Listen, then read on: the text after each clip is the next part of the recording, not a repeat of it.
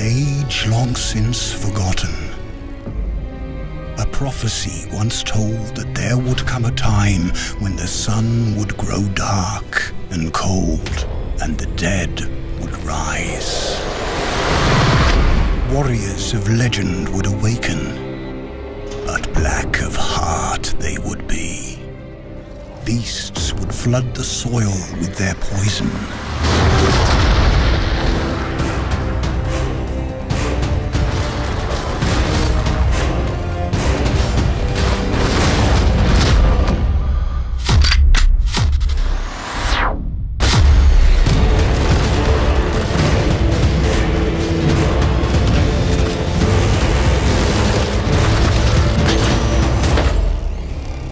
Evil would spread through the cosmos and place all in jeopardy.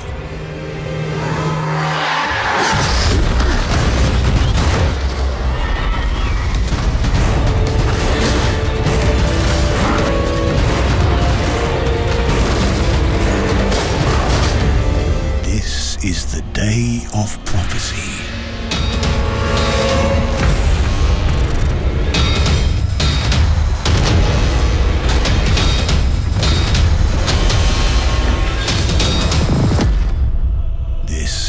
The end of times. With the commencement of Immortal Unchained's closed alpha not far off now, just next month in March, we wanted to take a moment to break down and analyze the things we've learned in the new trailer.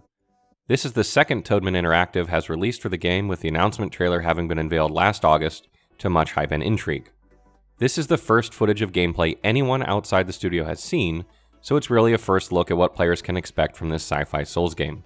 If you've never heard of Toadman Interactive before, they worked as a consultant for the game Warhammer Vermintide, a game which has sold over 1 million copies to date. At first glance, you notice its sci-fi horror-like atmosphere and setting, which looks to be something of a mix of Mass Effect, Dark Souls 2, and perhaps even something like Warhammer 40k. There is an advanced technology vibe here, one that you would get from perhaps an alien race or species, or perhaps the game is set a long ways into the future, like Mass Effect. Upon further inspection, you see ruins of what looks like an ancient civilization, which clashes in the extreme contrast to the futuristic impression given, making for an intriguing combination of what could be a game with a deep mythos. Knights of the Old Republic comes to mind when I think about a game pulling off a futuristic sci-fi setting with thousands of years of history, but of course my expectations are not quite that high.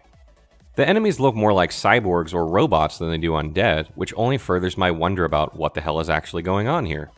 Why are the undead outfitted with some sort of cannons and extremely advanced looking armor?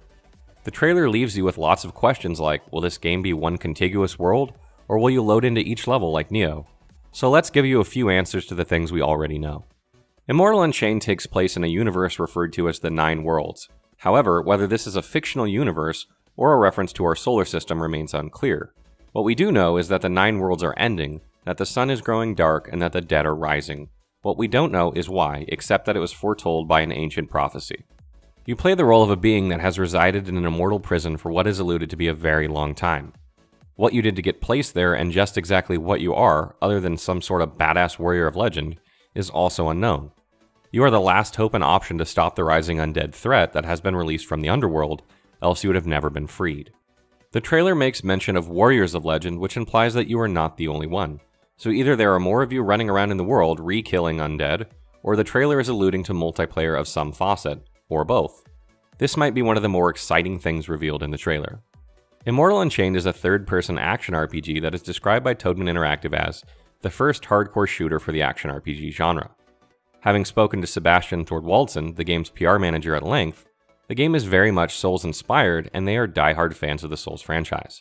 And when you look at the combat and gameplay, it's not hard to see some similarities. The dash-dodge mechanic is very reminiscent of Bloodborne and makes close-quarters combat, particularly with a gun of some type, all the more viable. One of the things that really stood out to me while watching the trailer, which is something that you might not have noticed because it happened so quickly, is the seamless transition from firing to slashing with swords. Did you catch it? If you blinked, you might have missed it. If players can swap back and forth between ranged and melee at this kind of speed, it will make for some very furious and intense combat, if not unique to say the least. Immortal Unchained focuses on a small number of enemies per encounter, much the way Souls does, choosing to focus on smart and intelligent AI over just sheer numbers. It will be interesting to see how this pans out because of the ranged element being the rule, not the exception, as it is in Souls games. I think this particular aspect will make or break this game, and I look forward to testing it out in the alpha. We do know that there are 6 classes called disciplines to choose from when making your character, but we don't know the level of detail that separates them, and we don't know if you can make your character have a varied appearance. My guess is that you will most likely be playing a role like Harkon in Lords of the Fallen, or Geralt in The Witcher, but that is just speculation based on what we've seen from the trailers. And we don't know what sort of character progression there will be just yet. The game will feature over 100 guns and unique weapons for players to choose from, however no word on armor or accessories.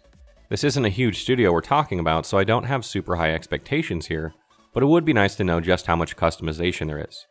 We'll find out soon enough because the alpha is just a few weeks away. The closed alpha for Immortal Unchained will begin on March 8th and will take place only on PC, so Xbox One and PS4 players will unfortunately have to sit this one out. You can apply for a code on the official website, or you can post in the thread below and we will hook you up with one if we can. Sebastian has graciously promised us some codes for the alpha, and they will be given out on a first-come, first-served basis. If you post in the thread, please make an account first because we cannot direct message you the code if you do not have one. Stay tuned for more coverage of Immortal Unchained throughout March as we play the closed alpha.